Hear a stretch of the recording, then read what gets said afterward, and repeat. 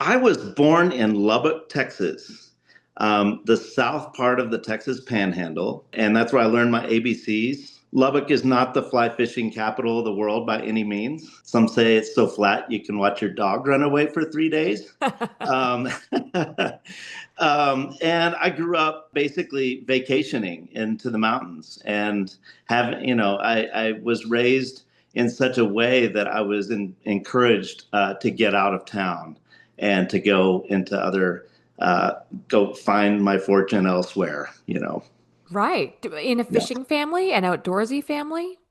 It was an outdoorsy family. My dad was not a fisherman. And I actually my family would take vacations to northern New Mexico, and I would see people fly fishing on the river, and I really wanted to try it. And so I saved up all my money from mowing lawns, and I bought my first fly rod at a gas station. I was probably 8 or 9 years old, and I rode my bicycle to the stream, and I started fishing and trying to do what I saw those guys do. I didn't catch my first fish till I was maybe 12. But I loved the idea of standing in a river in this little creek that I grew up fishing on.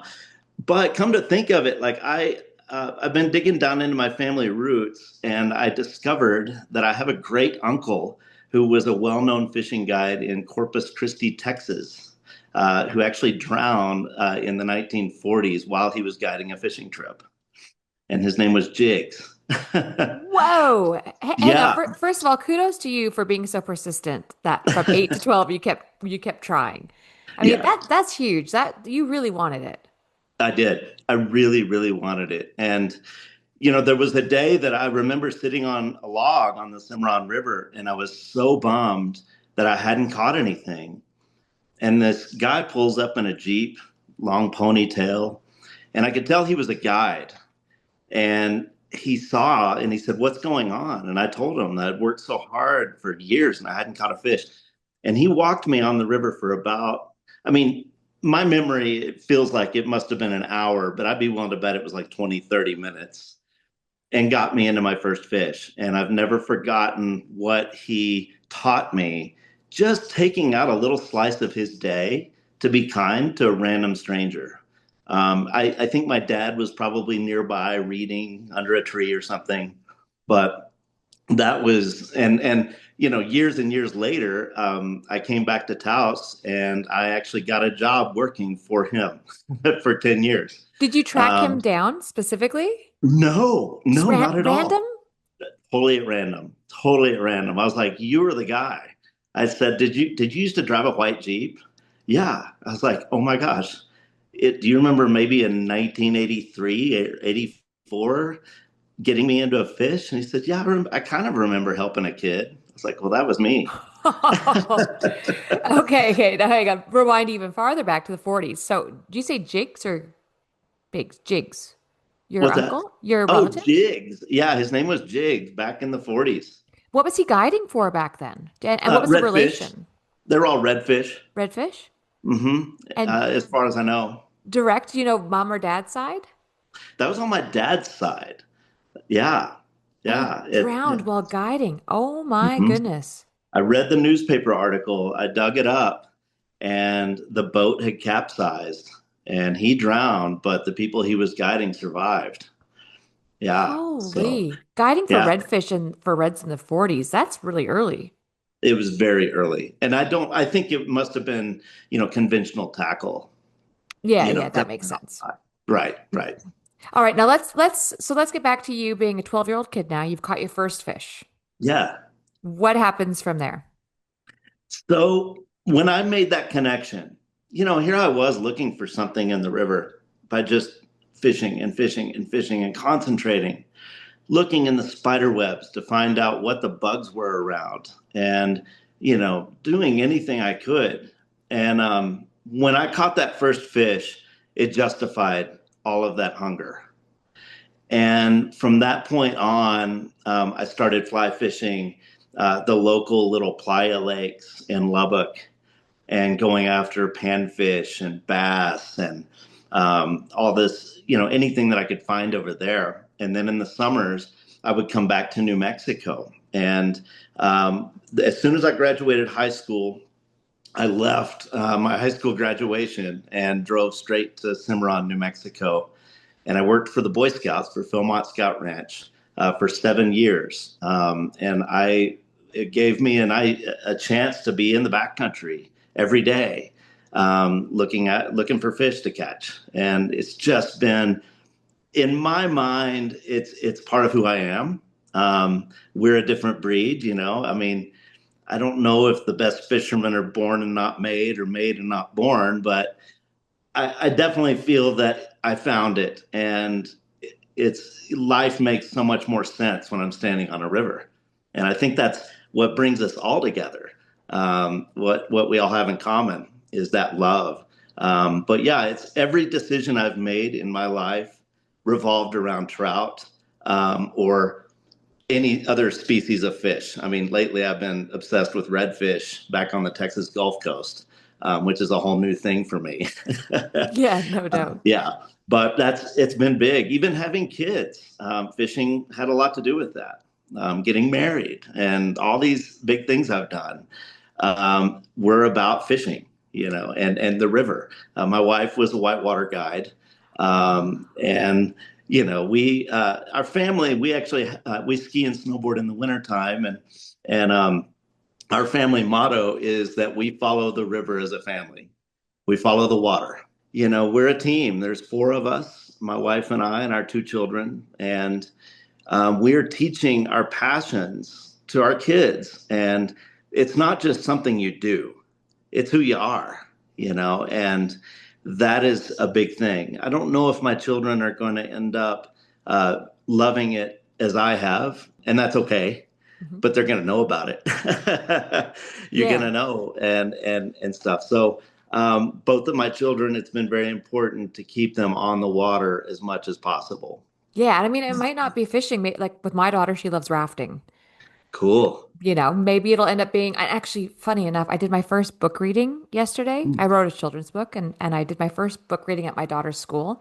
And so I had these 80 grade twos in front of me, and asked them all what they love about being outdoors. And their answers were not at all what I expected. And Oh, they varied from wanting to have time to think to yeah. wanting to flip over rocks and see bugs, which was really interesting to hear an Australian child say that. It was That's really, interesting. they all have their own reasons. So it doesn't have to be fishing, but they might want to all be outside, I suppose. Yes, outside is everything. Yeah. I love that Yes. motto. I'm going to use that. Our family follows the water. We do the same thing. So then back Hmm. to you as a kid, though. Let's go back to you as a working for Boy Scouts. What were you Yeah. doing with the Scouts? Oh, so I've always just loved the simplicity of living in the backcountry. And what Philmont Scout Ranch is it's the largest scouting ranch in the world. They put through about 30,000 scouts every summer. Whoa. And there's a seasonal staff of about 800 employees that live in the backcountry. And Philmont is about 215 square miles big in the mountains. I was really into living in the backcountry camps that were interpretive, that taught the scouts about a different time in history. So, in New Mexico history. So, for one summer, I lived in the backcountry at this place called Cypher's Mine, which was an old gold mine. And I actually gave tours through that gold mine to the scouts, and I taught them how to blacksmith and pan for gold. And panning for gold is another amazing thing that I've gotten back into with the kids now, Oh, because it's cool. another thing to do on the river when the fish aren't biting. Let's go do some panning. Uh-huh. And that's a lot of fun. And then I also taught a lot of black powder rifle shooting as well, you know. But I loved living without electricity. I loved having to bring my food in with burros once a week.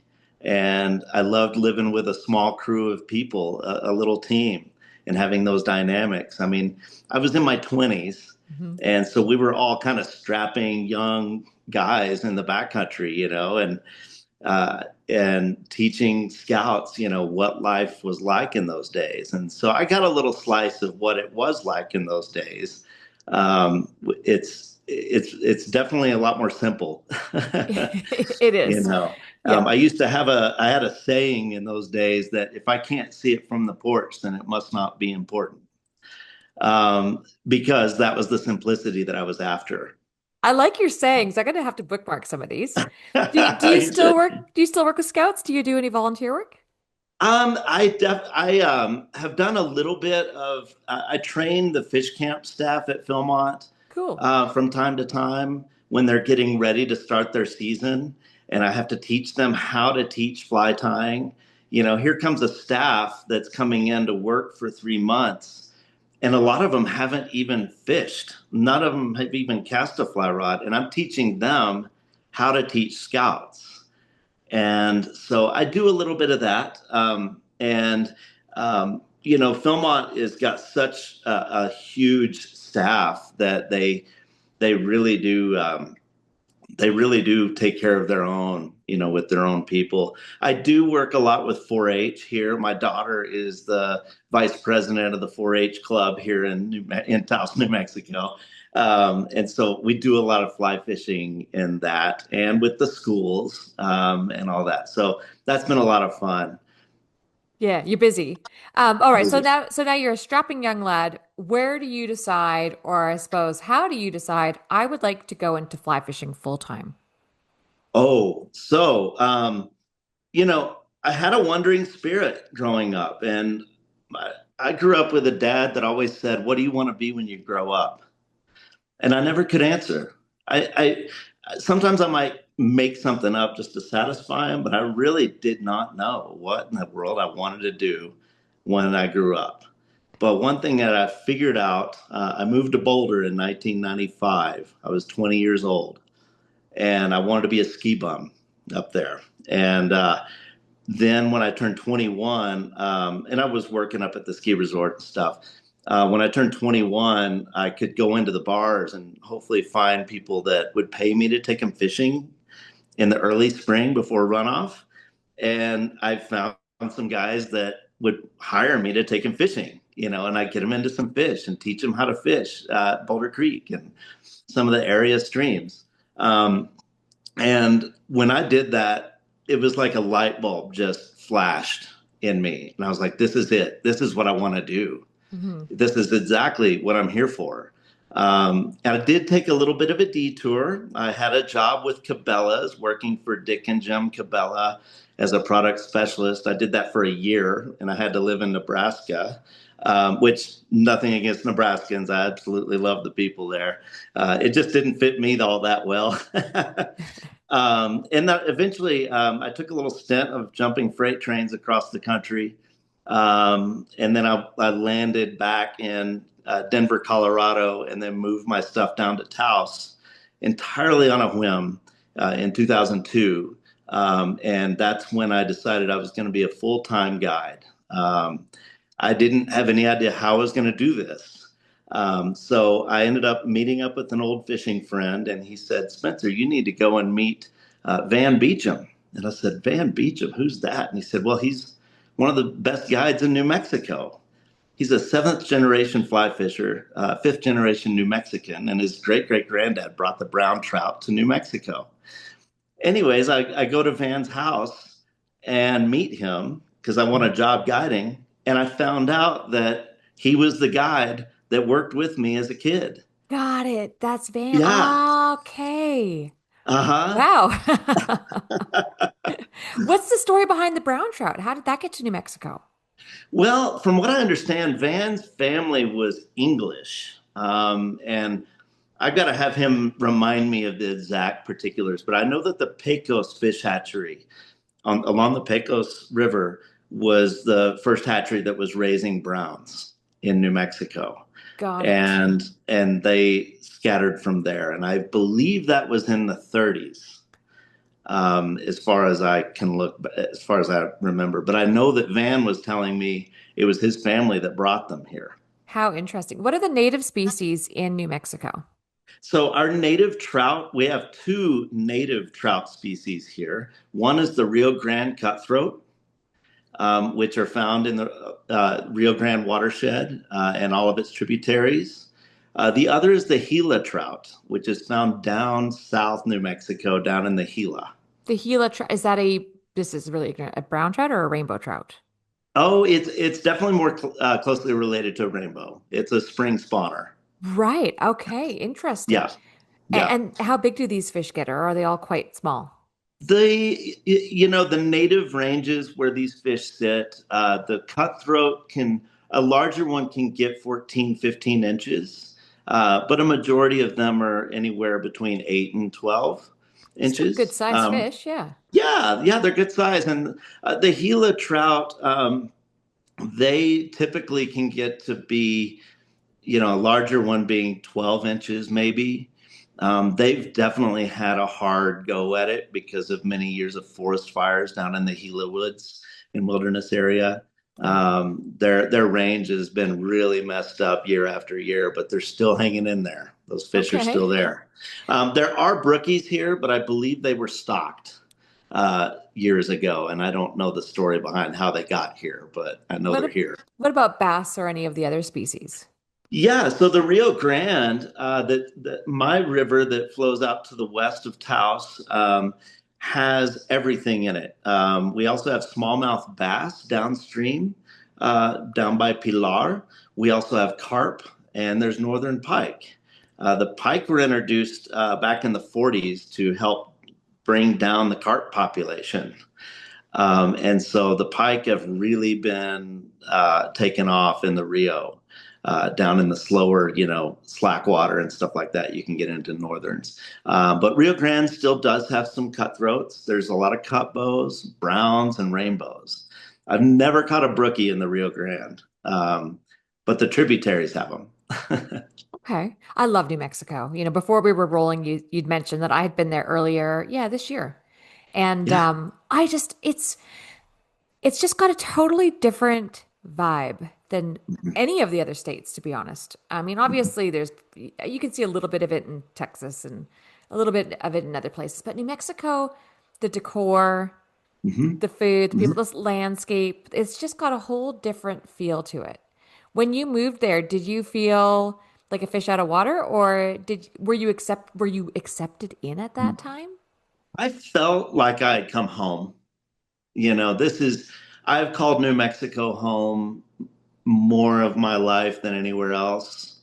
But since I was almost born in the Taos area, I believe my parents were on vacation when my mother was pregnant with me, It'll do that. and I had to run back to Texas and have me on Texas soil. Oh, really?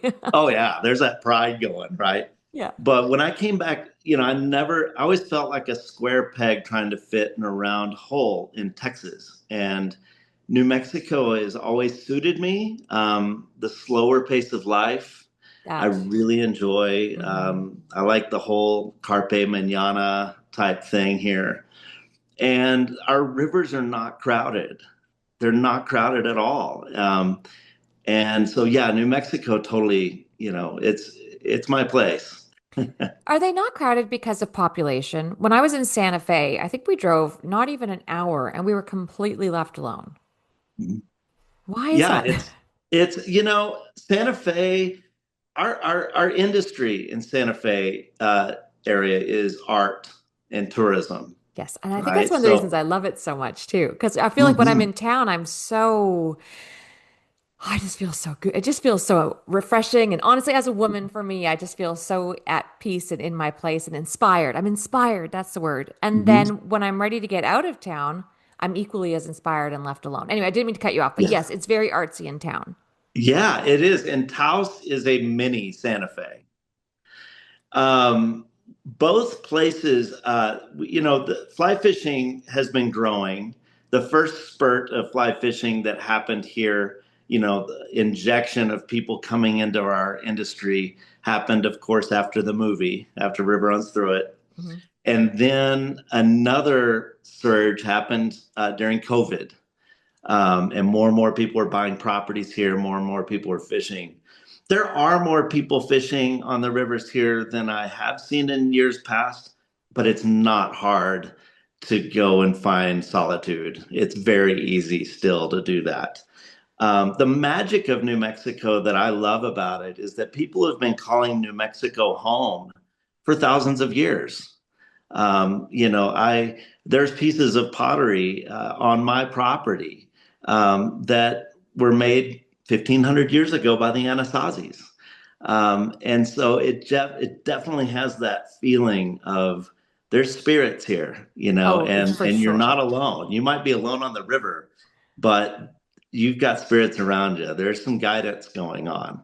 The cool thing about fishing on the Rio Grande is you'll be fishing a run and you look over and you'll see a beautiful petroglyph just on the side of a basalt boulder, indicating that yeah, there was someone here before, for many years. Yeah, definitely. I love that idea of it. And we don't have the mining history that Colorado does and other Mm. Rocky Mountain states do.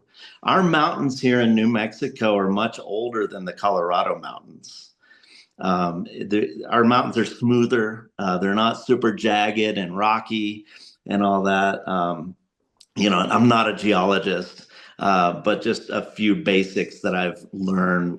It was the age of our mountains is way different, Why, and I don't why know. is that why they don't mine, or are they like that because they didn't mine?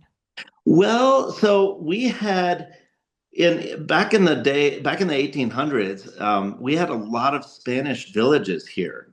The Santa Fe Trail went right through New Mexico, and it was a trade route. There was a lot of that going on. There were some mining operations in certain places in the mountains, but you didn't have these huge gold rushes here that I think Colorado did. And I don't know if it's the geology.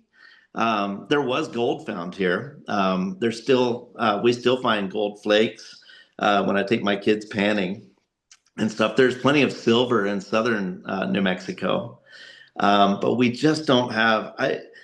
I'd like to do some more reading. Honestly, I got to read up on why the mining history is so smaller here. I do feel like a lot of New Mexico here was already settled, and we had a lot of Pueblo tribes. We were still very tribal in Right. those days here in New Mexico. I mean, the last Indian raid along the Rio Grande happened in the 1920s. Oh, And so maybe there was a yeah, little bit that of defense. I mean, maybe they just didn't want the drama. right, right. So there definitely was some of that going on. How But interesting. yeah, it's Um, interesting.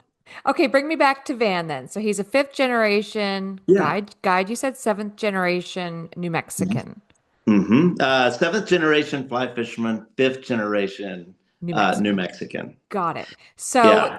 how did that look? You said you remember the kid, I'm the kid. hmm I want to do this full time. And Yeah. then what happens?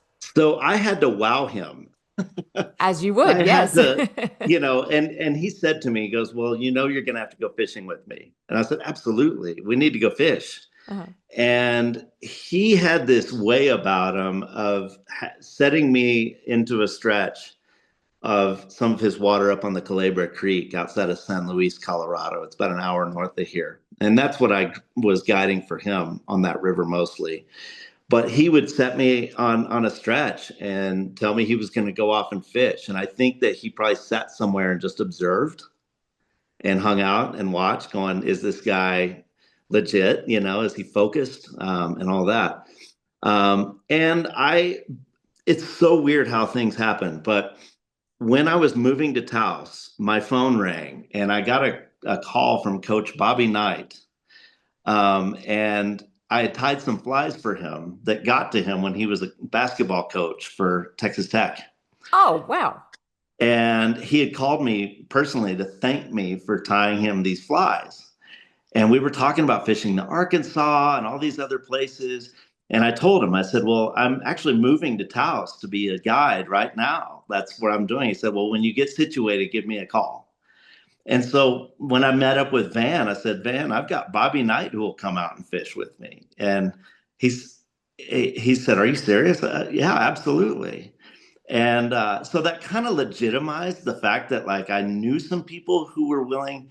I wasn't looking to take his clients. I was looking to just have a venue to take my own people to because I've been a very social person my whole life.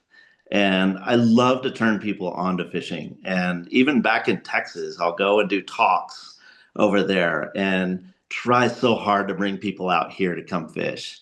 And Van knew that. And so he told me, he said, you're probably not going to get a lot of work from me because I'm already pretty, all of our clientele, we got them taken care of. And I said, no problem. I would love to guide my own people. And, uh, and funny story, when I moved here to Taos, and this is a total New Mexico guide story, but I was told by Van, he said, I've got a trip for you to guide tomorrow. And I said, oh, great. Well, it dawned on me that all of my flies were still up in Denver in a storage unit. And I was like, crap, like I do have my waders with me. And so I drove to the Red River north of Taos and put my waders on. And I waded to every big hole that had a tree growing above it. And I got all the flies that people had lost in those trees. And I gathered probably 30 flies or so.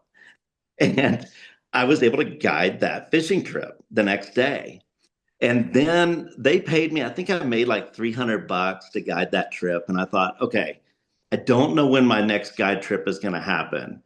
I have to pay rent and all that. And sure, this is going to pay it. But I needed to do something. And so I took that $300 and I went to one of those roadside stands and I bought three of those like terracotta sinks, that the Southwestern sinks, and I sold them on eBay for $300 each. And so I turned it to $900. So like, I was like, okay, now I can pull it off. And I've been here ever since. They haven't gotten rid of me yet. I mean, I'm still doing it now. And now I've got my own guide service. And, Van is now a friendly competitor, and we work together quite a bit. But yeah, it's been really neat working with Van. And I've got to say, out of any of the guides I've ever worked with, he has taught me more than anyone has ever taught me about being a guide and having a presence on the river. It's that guy is magical. It really is poetry to watch that guy fish. What a You know? mentor. I mean, you can't Yeah. say you're not persistent, Right. Right. right? I love it. Okay, so what is your guide service called now if people want to book with you? Oh yeah, it's Zia Fly. It's spelled I was going to ask Ziafly. you, what is Zia? So Zia is our New Mexico symbol. So our state flag is a yellow field with a red sun in the middle. It's a circle and four rays going out four different directions. And it's a sacred symbol to the Zia Pueblo. It represents the four directions, north, south, east, and west. It represents the four stages in life and the four elements as well. And all that symbolism, but that's the Zia. That's what it truly is. I'm just learning so much right now. Speaking of, we have to talk about the feather thief. Sure. I have never felt so embarrassed admitting that I've not read a book because it has been, actually, I think I might even own it. I do own it, actually. I saw it in my library.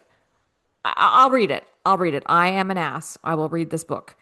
You're a It's parent. it's You supposed don't to have time be to read. amazing. I do have time to read it. It's inexcusable. Okay. But that said, that also means that there is nowhere to go but wow from here. So Hmm. what's your relation? I mean, I'm not going to feel like we're spoiling it at this point because No. anyone who hasn't read it yet, you're in the same camp as me. It's your own Okay. damn fault. So Yeah. spoil it for me. Tell me everything and tell me why you're involved and Okay. how that all came to be. Great. So my wife was in medical school down in Albuquerque, and I was here in Taos, long distance marriage, and I started tying classic salmon flies. Why? Well, I've been tying flies since I was maybe 8 or 12, something like that. I've been tying flies since I was a kid.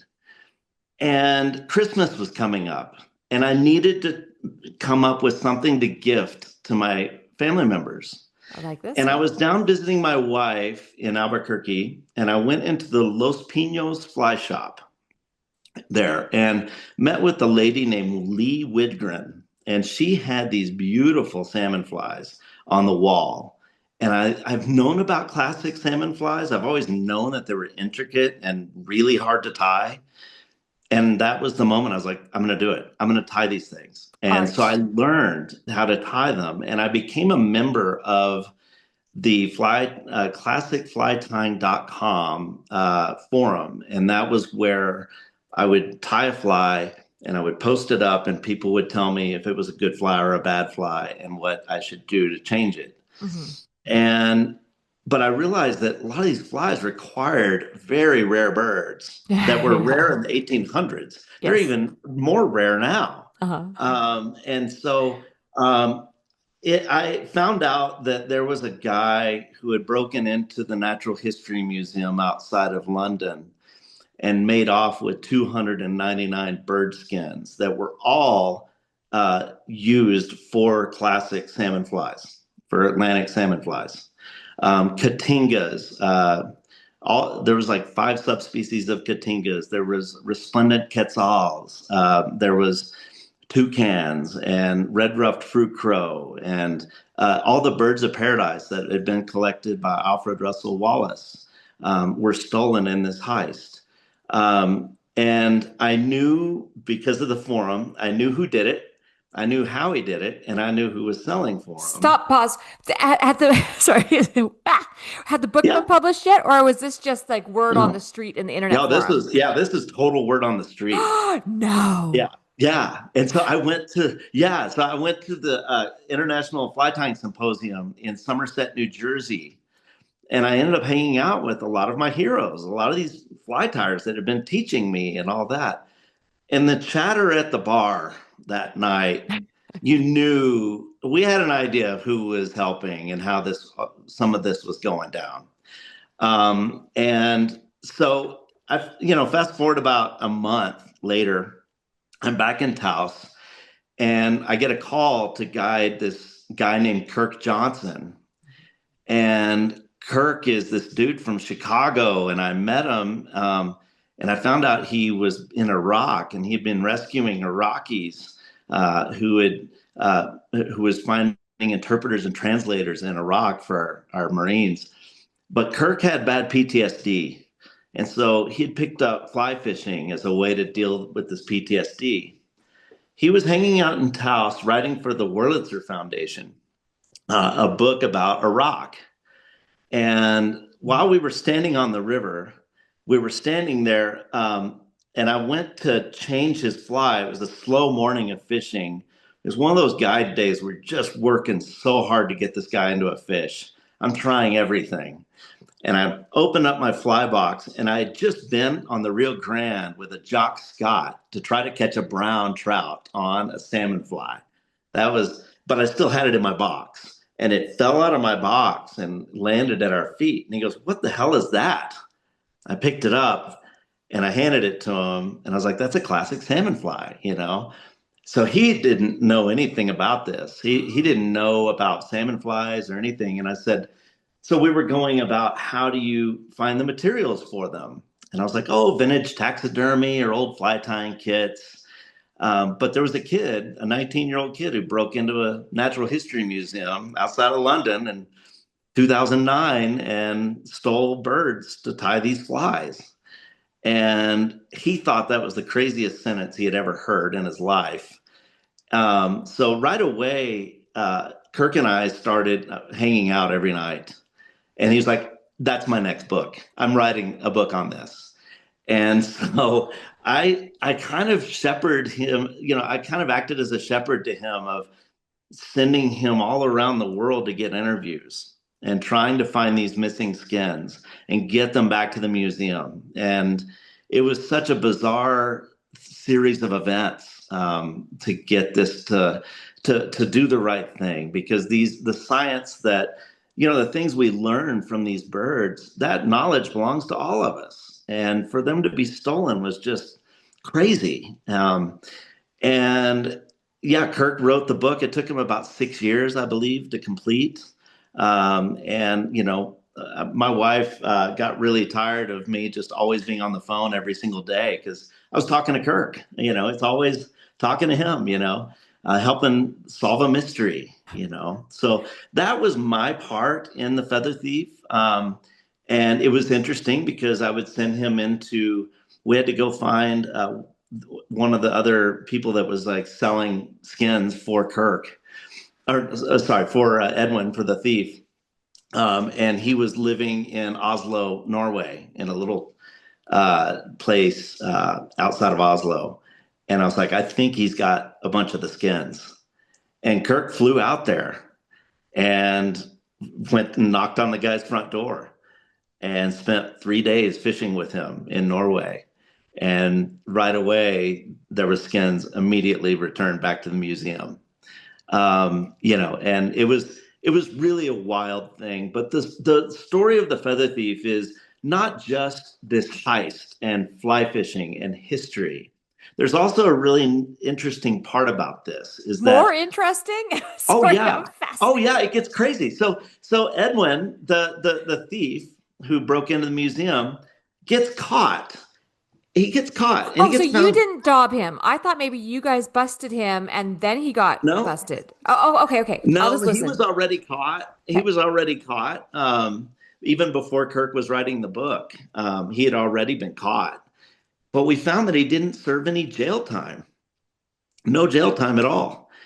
And we had to do some digging and found out that his family had hired a guy named Simon Baron Cohen, who is a cousin of the actor Sacha Baron Sasha, Cohen, yeah, right. and trained him how to fake Asperger's. And he got an Asperger's diagnosis and he ended up getting off without jail time. And, it was an interesting thing. It's a story about mental health and all that. I seriously, and I'll even say it out loud. I don't think that he ever had Asperger's. I don't think that I just think that that was an easy way to not go to jail for it. And it worked. Um, and it worked. And he's no longer in the fly tying community. I guess not. Um, Yeah. okay, wait, okay, sorry, questions. Starting with, okay, so you guys knew at the bar that it was Edwin. It was underground in the forums. I'm fascinated by this. What Yeah. was the overall sentiment in the forums? Was it like, yeah, go kid, or was it more shameful of what was it, why would he do that and risk Hmm. the history? It was very mixed, I felt. There were some traditionalists who believed that Edwin was kind of a folk hero that rescued these birds from these dark drawers and let us all make art out of them. That was one thing. But I would say, over half of the fly tires were absolutely pissed. Yeah, okay. And he was the one that put a black eye on the community of salmon fly tying. And it still to this day hangs over our heads. There's not a time that goes by when I'll post a salmon fly that I tie on social media and someone's going to mention something about the feather thief. Now, my flies that I tie with substitutes, Yeah. either natural subs or dyed subs. I do a lot of that because I feel that salmon flies should be about good fly time rather than what's the rarest thing I can strap on a hook. There has been some backlash on me in the community because I worked with Kirk so closely in the book, and a lot of names were thrown around in the book, and some reputations got tarnished. But you know, in my opinion, if you're mad at me, then you probably are on the wrong side of this deal. Yeah. Um, Yeah. I mean, but we, it shines yeah, a light. It does. It shines a light on fly tying, but Atlantic salmon patterns, and we have to both be mindful. There are people listening right now who don't know what those are. right. And I just want to give some clarity to that. Atlantic salmon patterns are mostly very historical. A lot of them were tied with a feather wing that you see these Mhm. beautiful, and I encourage anyone who doesn't know what we're talking about to Google married wing Atlantic salmon pattern. See all the beautiful materials that the wings are made of. They were put in women's hats as decor, and they're quite purists are very strict on, like having exactly five wraps or Right. right, exact all the proportions, let alone the materials. So for the true purist, a substitute would not even be, an option. Exactly. Exactly. Which I'm going back into the old books. You know, the Victorian salmon fly patterns, they were popping up as early as the 1840s, and they went all the way up until about World War One. A lot of those patterns. Those old books that I follow, those recipes, and I read the author's notes and the originator's notes, and they even then recommended certain substitutes Yeah. even in those days. So, it's an interesting thing. But I love the culture of the classic salmon fly. Yes. It's fascinating to It me. is, but I can't, but I'm a little torn here because I thought he was stealing these capes or Mhm, birds' feathers to put in his own um room. He was selling them. mhm. He So he was did it selling. from a monetary stand. He was trying to make money. Yes, he was a prodigy flautist. His parents had sent him to the Royal Academy of Music in London, and he was saving up money to buy a golden flute. And that was the whole idea. But he was also a fly tyer. And at one point, Edwin Rist himself had been dubbed the future of fly tying Oh, because he was so talented and tied beautiful flies. I mean, they look pretty darn near perfect. And but he knew exactly which bird species to go for and which ones were going to be snatched up real quick by the fly tyers. okay, so how did he break in? How did he steal them? How did he get busted? How did he sell them? Ooh, so he basically when he moved to England or to London, Oh, he's American. um, he's American from Okay. upstate New York. He moved to London, and he had another fly tyer friend tell him, "Hey, you should go to the Natural History Museum at Tring and take a look at the birds. They have everything we use." And so he had actually gone to the museum posing as a photographer, and he signed his own name in the book, in the sign-in book, and they gave him time to go back and photograph these specimens. So now he knows exactly which drawers and which rows of these skins. Like where is he going to find the good stuff? I believe he waited about 3 months or so, and he ended up buying a glass cutter, and he had a little pin flashlight. That much I do know. And he actually had a computer. He had a file on his computer that was confiscated that said "plans for museum invasion" on the file itself. And according to that file, he was going to go and cut a hole in the glass and go in. Now, when he took the train that night to the museum with an empty giant suitcase, and he realized that it was a new moon, and he didn't realize that that would be advantageous to him. And he ends up making his way to the train, and he realizes that he forgot his glass cutter. It must have fallen out of his pocket, and he's like, "Well, maybe I shouldn't do it. Maybe this is an omen." Well, he says, "Screw it," and he picks up a rock and throws it through a window and goes in. While he's in the museum, the security guard there is watching a doubleheader soccer match and wasn't watching the monitors. Now the museum denies this up and down, but this is all I'm just quoting straight from the book as well. And then he ended up taking 299 bird skins, and he goes back to the train station, and he had missed the train back, so he had to actually spend 4 or 6 hours standing there with a suitcase filled with invaluable birds.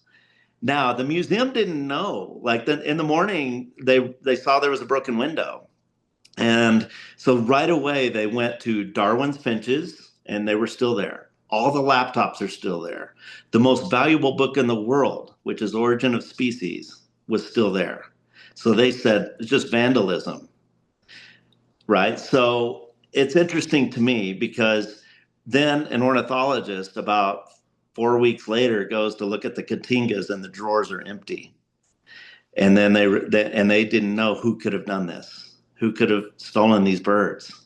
And it wasn't until I believe the Irish fly fair, there was a fly tyer pulling uh, feathers off of a skin that had a study tag on it. And there was a gentleman who knew about the heist and immediately connected it. Now, all that stuff is in the book. All that stuff is totally in the book. And but what he had done is he had taken these bird skins and he sent a lot of them to his buddy in Norway to sell them within the community. Oh, right. Hence, it was Yep. definitely worth getting on an airplane and going to Oslo. Yep. Absolutely. Ooh, the plot thickens. Wow, it is so fascinating. Yeah, it is. It is. Well, good for you. I mean, let's look, and it's not even like you were dobbing, which I would have, by the way. Yeah, But I think sharing a cool story like that with a client or with a friend on the river is what you do, and it's not your fault where it lands. Like, exactly. Like, and that's what I keep saying about this is that I don't, when and you're a guide, you've been guiding a long time, and those moments that we spend on the river with our customers, there's no telling what we're going to talk about, especially if the fishing's slow. What's going to come up at lunch? What are you into? And I didn't know that this was going to go into a book. I had no idea that where this was going to go. uh-huh. And right now, even still, the Feather Thief, the book is being rewritten right now for a miniseries that's going to be on the small screen. So I think it'll be on FX and stuff. So that project got put on hold because of the writer strikes and then the actors strikes and stuff. But I believe it's moving forward again, as far as I know. Are you Um, mentioned in the beginning of the book when he's writing how he came up with the idea? yeah, the story he begins on the Red River standing next to me. and So and Kirk good. and Kirk asked me, right before the book came out, Kirk asked me, what do you want out of this book? And I was like, well, Kirk, like I didn't write it. It's your work. So I don't want to get paid for the book. But I wanted a fly that I tied to be in the book in a photo. I wanted him to make me look like a good guide, which I think he did too good of a job. He made it look like I can see through rocks and stuff like that. Yeah. But and then I said, I just want you to be honest as you can without being in the community. Just write it to your best of your ability. And I felt like he did that. There were some mistakes. I think one of the big mistakes in that book was that he mentioned that Atlantic salmon spawn and then they die, which is not Right. true with Atlantics. It's Atlantics go back. Pacific. Yeah. Exactly. So, but there was a few little things here and there about the book. But overall, I think it worked well. And it worked for me because I've gotten a lot of customers because of the book. People want to go fishing with the guide who was in The Feather Thief. So that's been really cool. What happened to poor Edwin? Poor Edwin. Imagine making a mistake when you're 20 and Oh my living gosh. I mean, I can't consequence. imagine. Clearly, he was young, and Yeah. that's going to follow him for the rest of his life. From what I know, he does not tie flies anymore. He does play flute, and I know he's Good. putting out YouTube videos left and right of him doing covers of like Metallica songs on the Oh, flute good. Okay. and stuff. So yeah, I feel that he is incredibly creative, and a brilliant person. And I Yeah. feel like he screwed up royally. Yeah. I'm And happy he didn't do jail time, but yeah, I'm also thankful that he's pouring his energy into mm, something that's bringing happiness to people. Music's yeah, great. exactly, exactly. That's a good thing. You don't want someone, I mean, imagine being 20 doing something dumb and then you spend 10 years of your young what a waste of talent if he was just locked Yeah, behind bars. So maybe it all worked out for the best, but and I mean, look, right. it's definitely shone a light on why we really need to value the birds that we and materials that we do have. That's right. That's right. And I do work with a lot of beginning tires. Hmm. And I'm like, don't get into that jungle cock cape quite yet. You Yeah, yeah, know, you just don't get into your good stuff quite yet. yeah, Let's get some flow first. yeah. Good call. And yeah, yeah. So what about you? What's your day look like? Are you guiding? Are you the solo guide? Are there other people guiding with you? So I have two full-time guides who work with me. I've got another three part-time guides. Okay. I guide southern Colorado and northern New Mexico. Oh, okay. So you Um, split it up? I do. I guide a lot on the Conejos River, which is the largest tributary to the Rio Grande. And that's where our big fish are, mainly private waters, fish well over 5 pounds, quite a bit. So we go after a lot of that stuff. Also, we're up on the Los Pinos, which is a stream that winds in and out of Colorado and New Mexico. And and we do guide a lot of public water here as well. Um, and yeah, I try not to work myself to death. I still want to keep that spark. Yeah.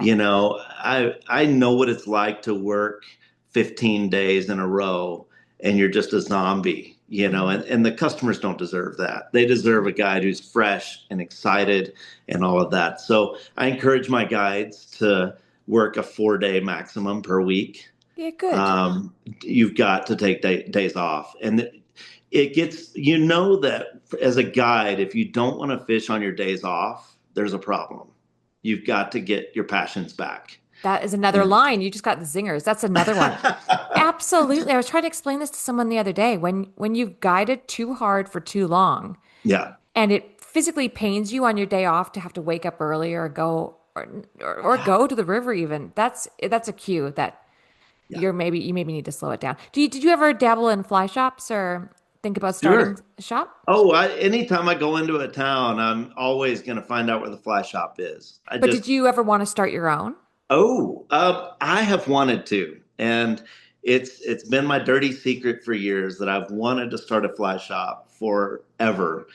Our little town really can support one good fly shop, and we have it. Yeah, A okay. Taos fly shop is amazing here, but I've had an idea, because I've done a lot of other things in the industry. I've made hooks from scratch.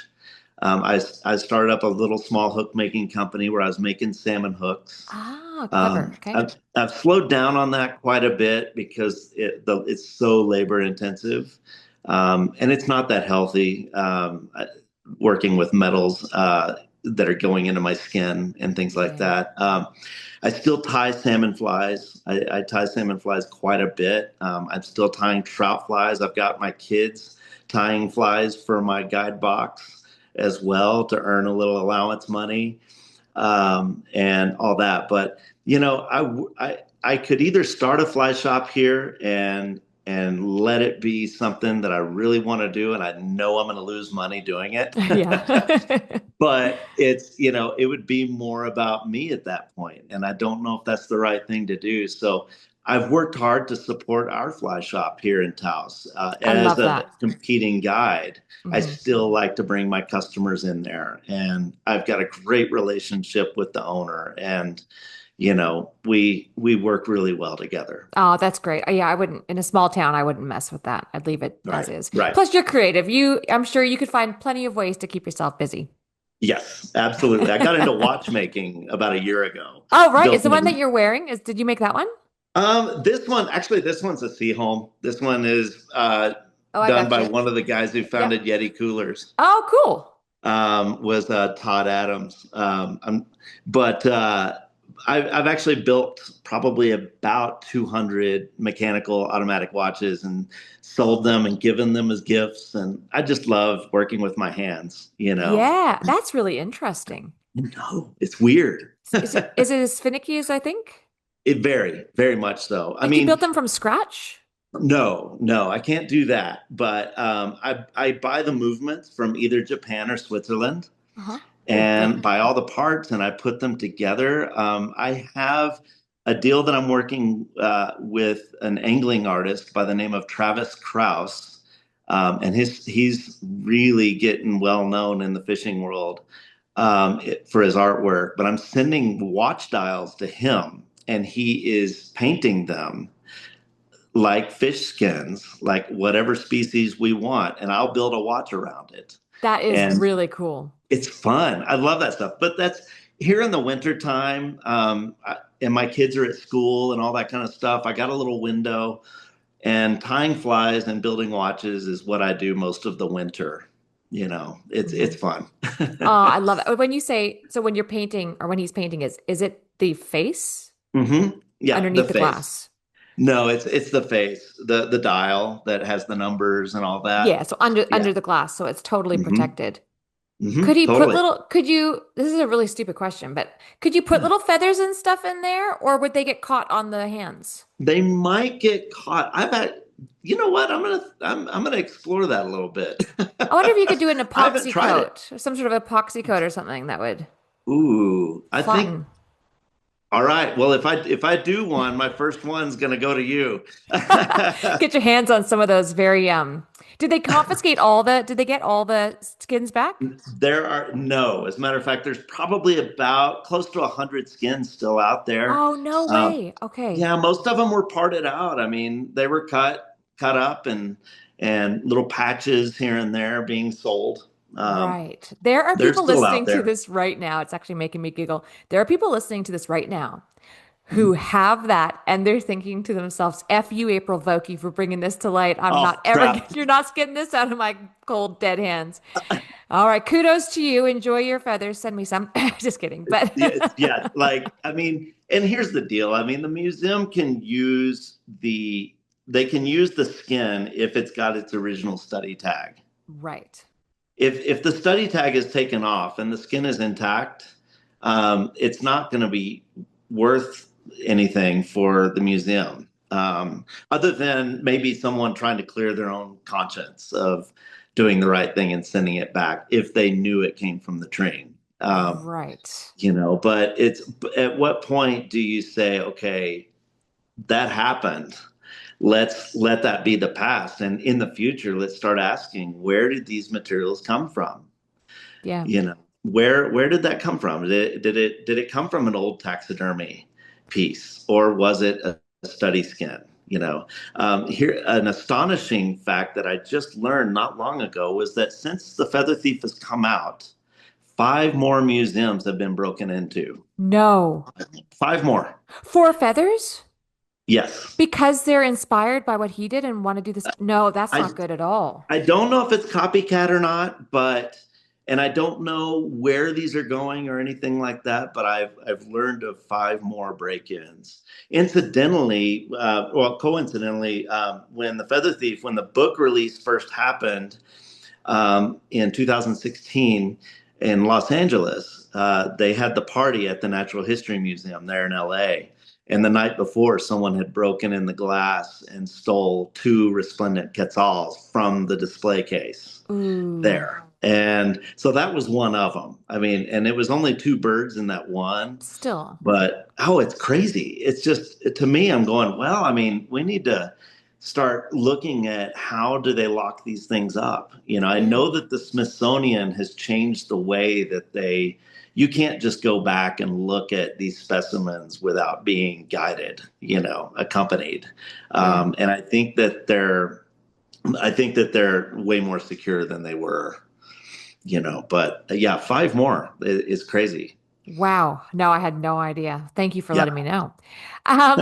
Thanks for sharing all of that with us. of Geez, that's course. so you've had me on the edge of my seat this whole podcast. Um, is there anything about your timeline that we've missed? I know we're just over an hour here, so we'll start to wrap it up. But is there anything Sure. about you that I've missed that we want to talk about? Well, there's one thing I definitely wanted to touch on, and I know that as a guide and as a professional, you have this identity, as you're April Vokey. I'm Spencer Syme. Like you have this persona, but then you become a parent, then you have a little one, how do you keep, what is that balance of being who you need to be at home and still maintaining that professional identity? That was a big struggle for me. That was a really, really hard thing to try to figure out. My wife was working every day because she could make more money than me, Hmm. and I would stay home with the kid. And I'm changing diapers on the side of the stream. My kids lived on my back on the river Yep. from babies. But at the same time, I wasn't really guiding that much. And so, my question to you is like, how have you been able to, like, how did that hit you before, like Yeah, I mean becoming a that's parent? a great question and one of the deepest questions you could ask me. I only had one because of that. I Yeah. know I know my limitations and I know myself. And I had a child because I was what they call a geriatric mom, even though I was like Mhm. 35. That's not old, Mhm. but I waited until the very end to have a child because I wanted to make sure that I liked who I was and I knew who I was and I could pass down all the things that I learned to a Mhm. child. And I felt like I owed it to that child, in this case to my daughter, to keep myself and know myself and not lose myself in any capacity. Mhm. I could change a little, but I didn't want to lose myself for her. If I had had two, I would definitely have lost myself, and then the whole point Mhm. would have been pointless, in my opinion. So Wow. I really practice not past tense, but then and now on keeping Right. myself. It's part of my daily routine. I wake up early and have me time. Might be selfish. I think it's an investment to her. Yeah. But I very actively maintain me in the mornings, in the evenings, in the day, now that she's in school Mhm. especially. Right.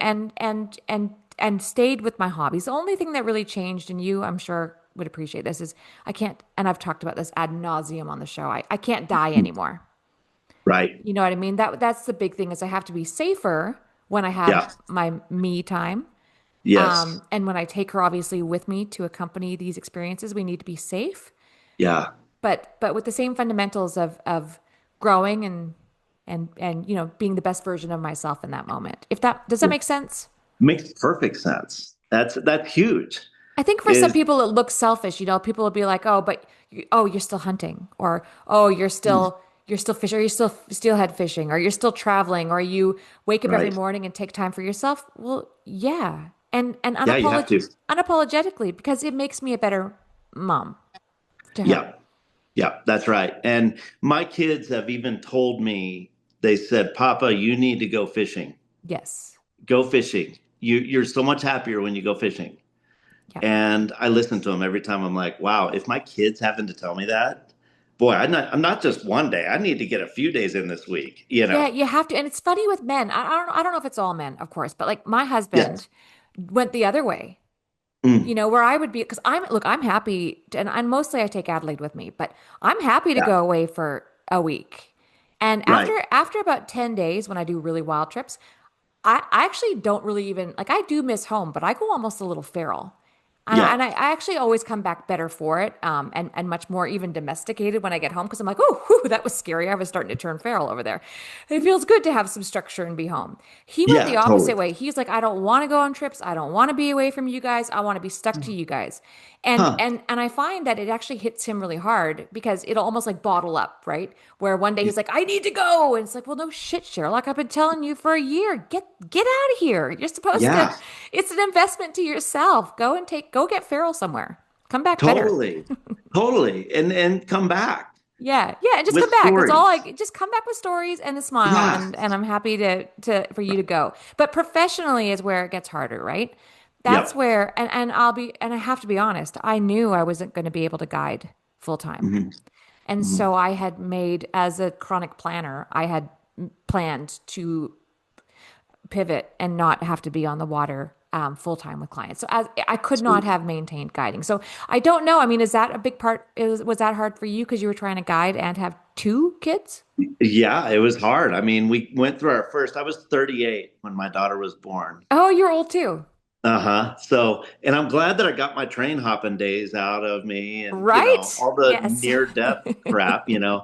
But yeah, it was really, really hard. I leaned heavy on my community.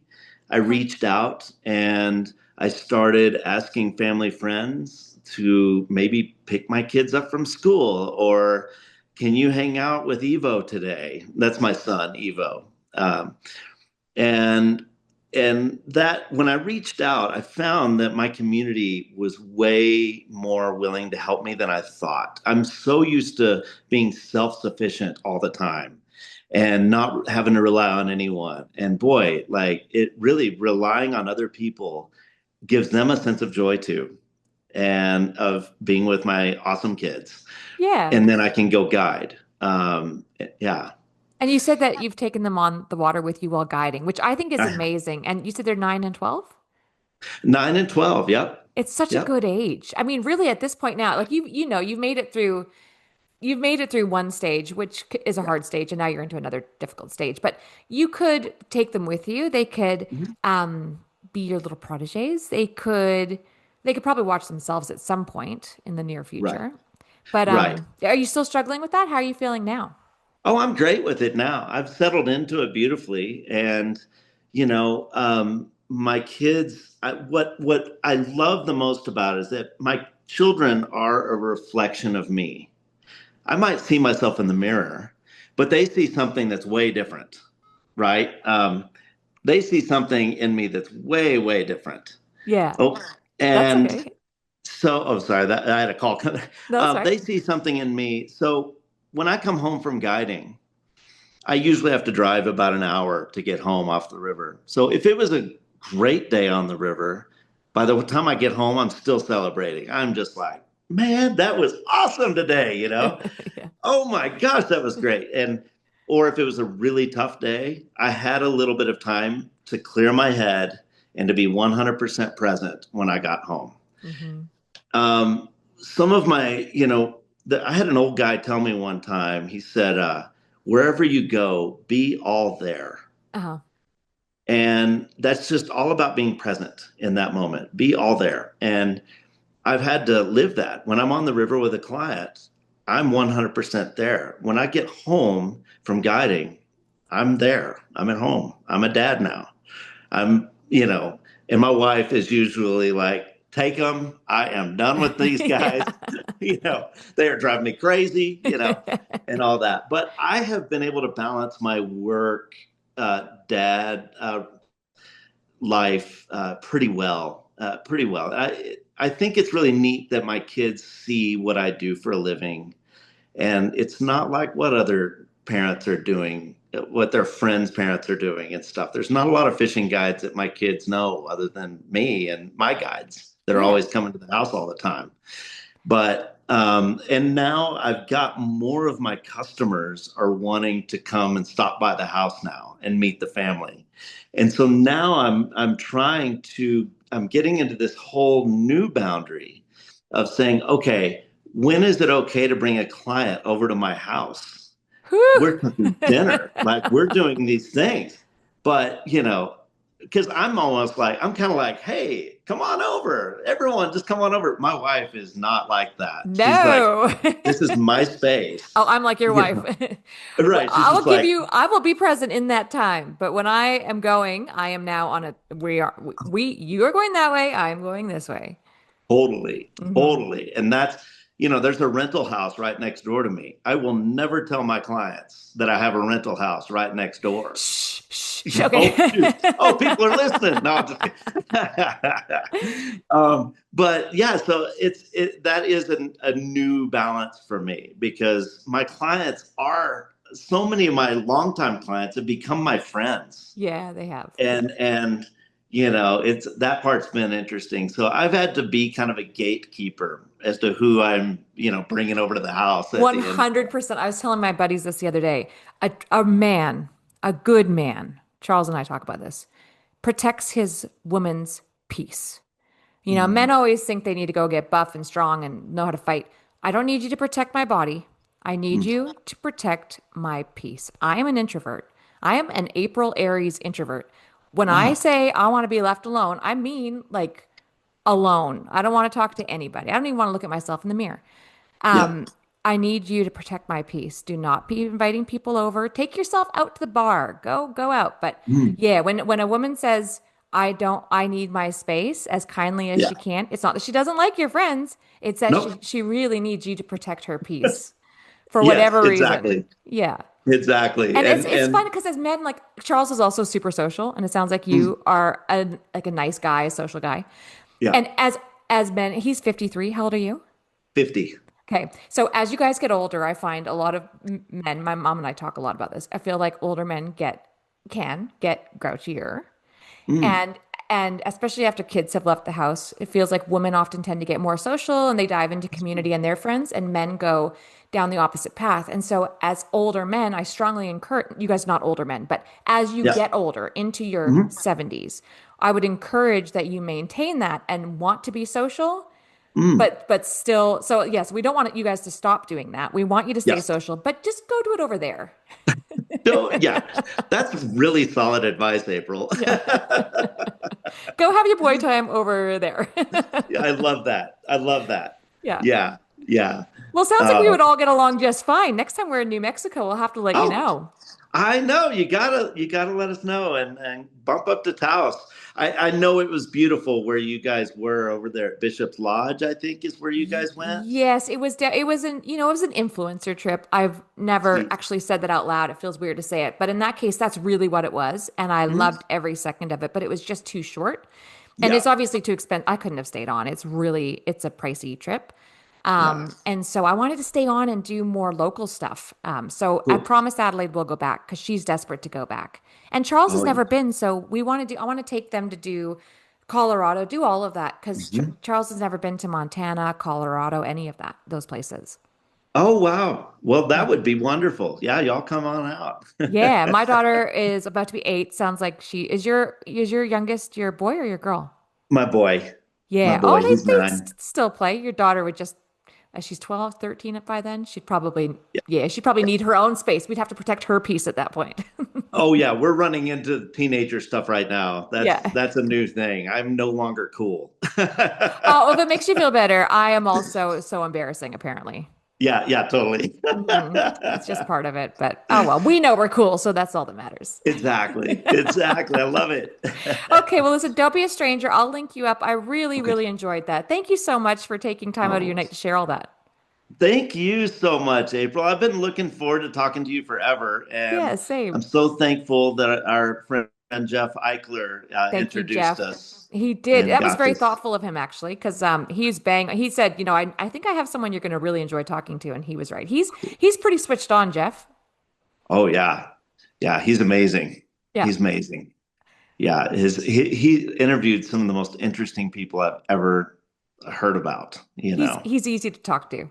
It's his is the Getting Unstuck podcast. Hmm. I believe it's cultivating curiosity, something like that. But yeah, for any of our listeners, but that's Jeff Eichler over there. Yeah, give him But a listen. man, thank you for having me on Anchored. Oh my gosh, this is great. Thank you. Please stay in touch. And any idea on that movie when that Feather Thief movie's coming out or the short series? Yeah, there's no idea yet. Okay, I had some. Yeah, there's been some chatter about rewriting the script and adapting it for film. So we will find out as we go. cool. Um, I'll keep I'll everyone keep you in the posted. loop. Awesome. Thanks so much, Spencer. I'll talk to you soon. Thank you, Okay. April. Okay. All right, Bye. bye.